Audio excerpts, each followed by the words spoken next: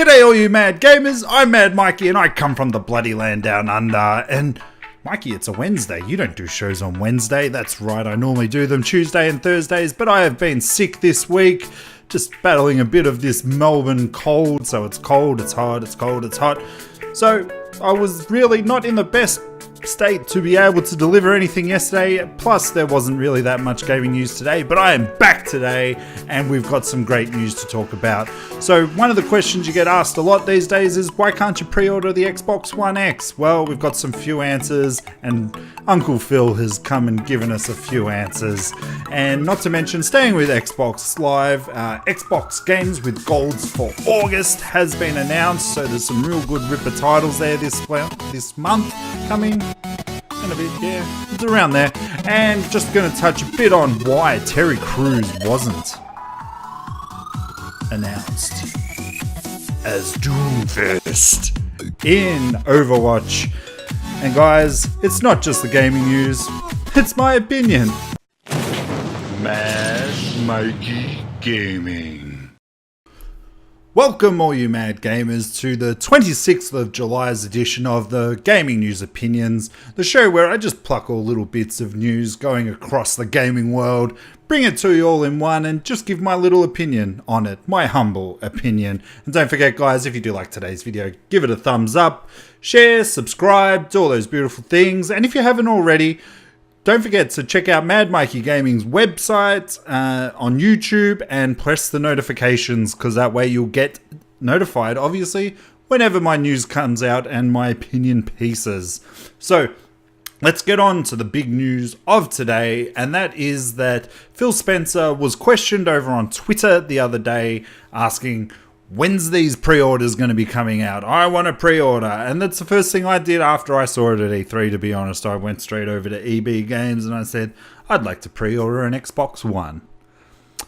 Well, you can't. We're taking...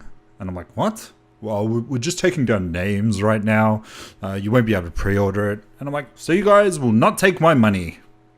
No, we can't. Now, a lot of news speculating around that what EB Games were telling me at that point in time, I don't think they really actually knew what was going on, was that the price wasn't set where they normally just put like a stakeholder's price where you put down $100 or whatever so that you've secured it, and when the price is announced you can add on the extras or whatever, but you've guaranteed your spot.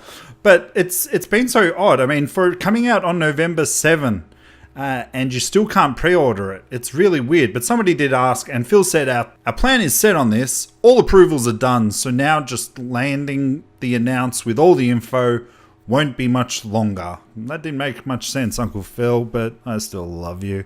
But there has been a lot more to this. I did actually hear this as well at EB Games. Look, what's been happening is that the FCC, which is the Federal Communications Commission over in the good old US of A, has not given this piece of technology approval. I basically think that they don't want another Xbox 360 on their hands. I think the main issue is that it's so small and it's got all these powerful specs in there that they are just worried that the goddamn thing is going to blow up. So, by the sounds of what Uncle Phil has said, it's passed through, so they're going to be putting out the pre-orders soon, so you'll be able to hand over your money and wait until November and go there at midnight and pick up that new bad boy, which I can't wait for.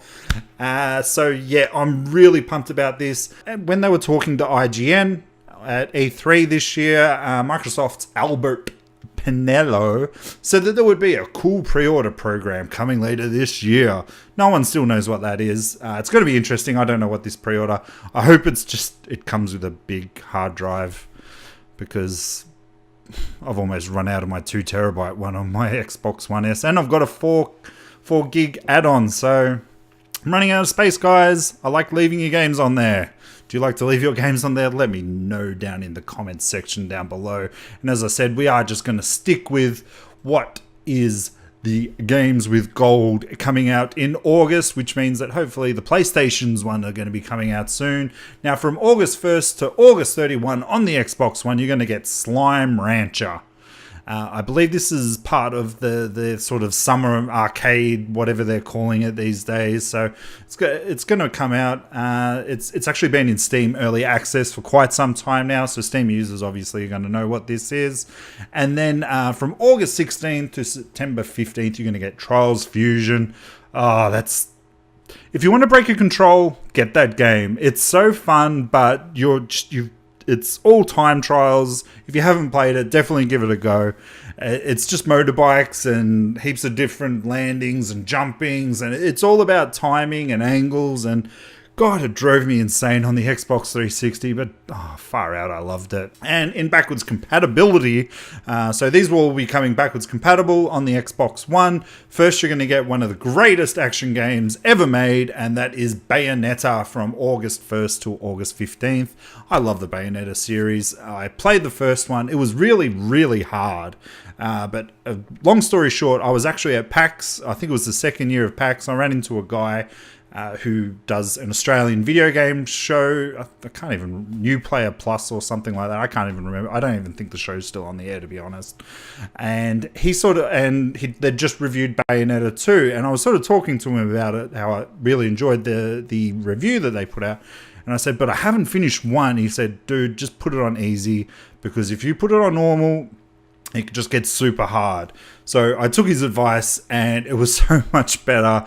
I know, what a noob, he plays it on easy, but I played it on easy, I finished it through, and then Bayonetta 2 really redefined the difficulty on that, and I was able to play on normal and actually pull off a lot of the combos. It was a lot better. Pity it's only on the Nintendo Wii U, hoping it's coming onto the Nintendo Switch. And the last game, but from August 16th till the 3rd of whatever the next month is, September, is Red Faction Armageddon. Now, I've actually got this game in my collection. I haven't played it. I actually haven't played any of the new Red Faction games.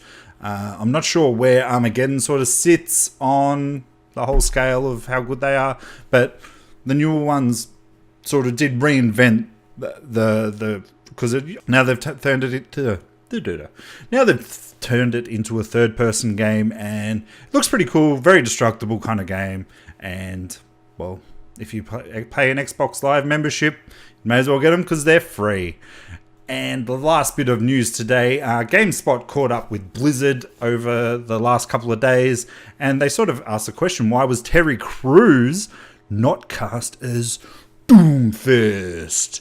And they sort of came out and they said, we love Terry. Terry's awesome. He came and visited us. We had a great time. Who wouldn't have a great time with Terry Crews? He's a character. And plus, he could probably kill you with his bicep.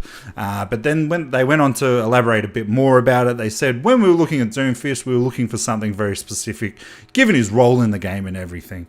When we were in the early audition process, we heard Sahar, I believe that's how you pronounce his name, who is the actor who plays Doomfist. He just blew us away immediately. Once we heard his voice, we were like, holy crap, that's Doomfist.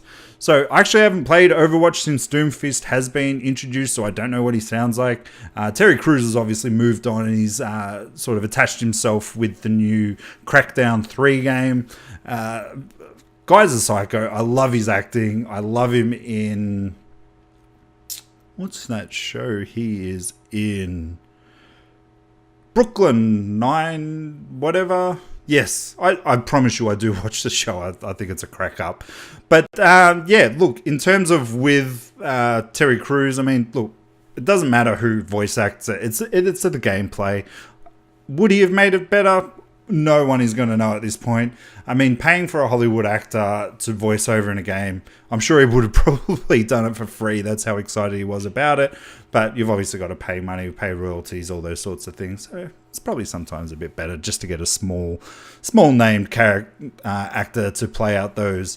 But guys, that is it for today's gaming news opinions. Have you got any of your own? Comment down below. Come over and visit me over on Facebook, on Instagram, wherever you like to go. I'm also over on Twitter. All my links are going to be in the description and at the end on the final screen.